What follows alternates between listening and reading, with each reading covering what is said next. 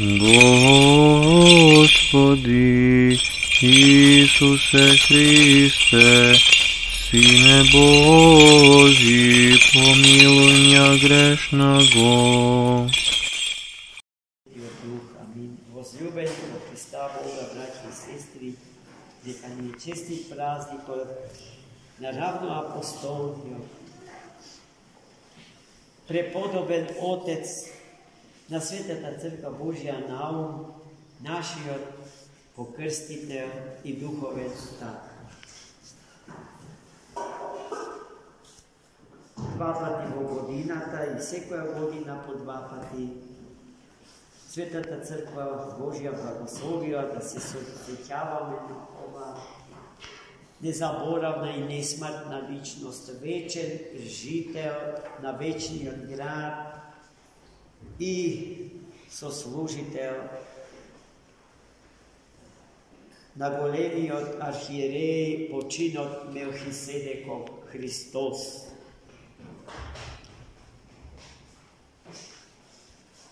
Животописот на овој светител ние сите го знаеме доволно добро, но добро е да си спомниме на неколку моменти од историјата на неговиот живот, кои што се може интересни за нас и за научниот свет.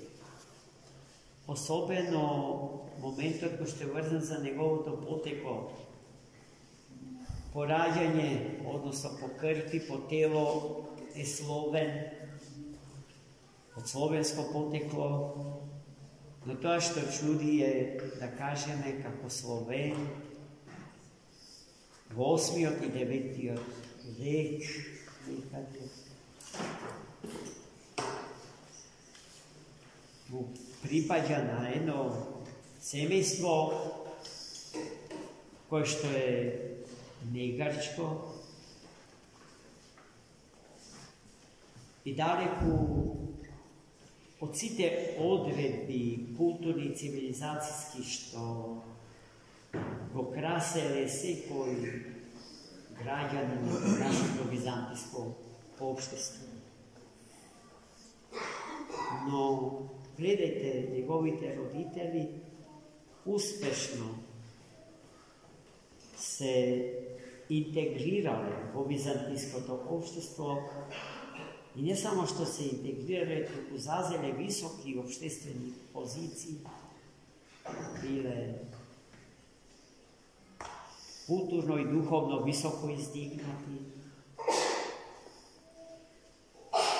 но и економската страна не им била слаба, поради што Свети Наум, нивниот син, растел така што располагал со сите Божи услови за собственото културно, духовно и цивилизацијско издигање. Бидејќи веќе бил познат, ерудит, учен,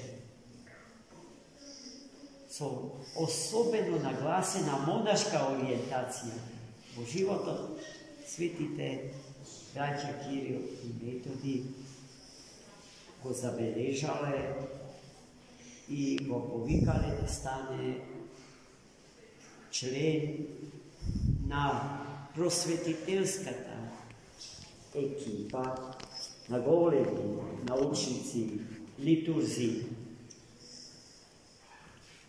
и подвижници, создадена во Цариград под благослов на светиот патриарх Фотий Цариградски. И така тој се учил, тој тим на експерти, кои што патувале на разни страни од тогашниот свет, особено во оние делови каде што народите се уште не биле просветени, не биле krsteni, a to znači ne bile hристияни. Тие претежно си имале работа со муслиманите и со евреите, а потоа во третиот пат, во третиот наврат со нас Словен. Бидејќи биле образовани, тие знаеле дека на некрстените народи не можете да им се обратите со јазик туѓ и неразбирлив за нив и да им понудите света книга нечитлива и неразбирлива за нив, и затоа тие вредно работеле, ги преведувале старозаветните и новозаветните библиски книги, литургиските текстови, а Богами и тоа што најмалку и најретко се кажува, делата на светите отци од првите 3 века на христијанството, бидејќи таму се запишани и афирмирани елементарните, базичните, фундаменталните христијански идеи, идеите на, така да ја наречам, фундаменталната православна философска мисла на живење според Богочовекот Христос. И така, Свети Наум, заедно со Свети Климент, исто, и тоа треба да се подлече, Свети Климент и Свети Наум се секогаш третирани како особено образовани и умни личности, во однос на сите други 5 или 6 ученици на светите браќа од Солун се сметаат за најкултивирани, најдлабоко вкоренети во христијанската писмена и монашка традиција. Свети Наум, за разлика од Свети Климент, бил по-монашки настроен. Свети Климент останал во Охрид, го создал познатиот университет, да не се срамите да кажете дека е университет во прашање, а не некоја препишувачка книжевна школа, бидејќи таму не се работеле само преводи и преписи, туку се изучувале тогаш сите познати популарни науки од природен, хуманитарен и обштествен характер се изучувале, јазиците, поезијата, книжевноста, паганска и христијанска. Охрид во се го имитирал Цариград, со тоа што Цариградскиот универзитет бил неспоредливо поголем, помоќен, поразвиен. Ако сте го гледале филмот за пропаста на Византиската империја на митрополитот Тихон Шевкун, таму тие параметри се многу добро развиени.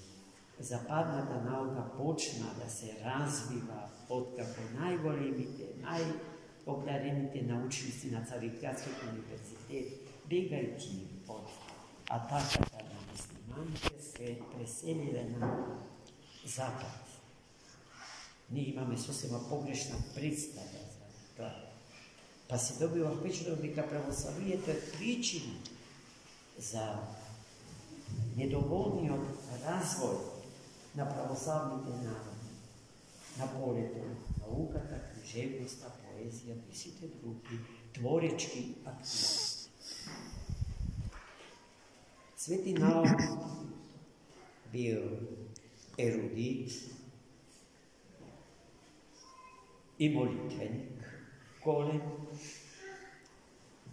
така што во кратките житија за Свети Наум дознаваме дека тој во Рим, при посетата на светите браќа и 5 нивни ученици на Рим, ги пленел римските христијани со својата духовност, со неговата способност да лекува најтешки болести, особено оние болести кои што духовно или душевно потекло. И ние знаеме дека Свети Наум не само што бил таков тогаш, туку тој и сега е таков и мокен и силен да исцели тешки луѓе со тешки душевни поместувања. За разлика од Свети Климент, кој што го создал университетот, тој го создал првиот манастир на Словените, првото машко општежитие. Немаме ние сознанија за некој манастир пред него постоечки, ниту на овие, уште помалку на руските простори.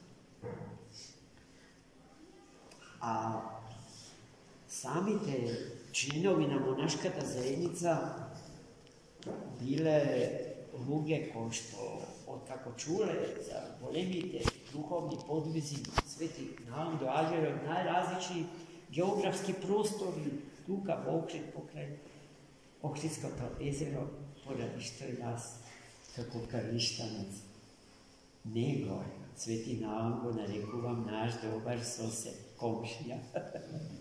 А ние сме му нему тоа. И тоа паметење на Свети Наум, да го чуваме, да го негуваме, да му се посветуваме во нашите молитви, а нашето знаење, паметење, сеќавање на него да им го пренесуваме на нашите деца. Зашто ни се случуваат во таа смисла ни се случуваат трагични настани, например, поскоро нашите деца ќе знаат за некои јунаци, херои и антихерои, отколку за својот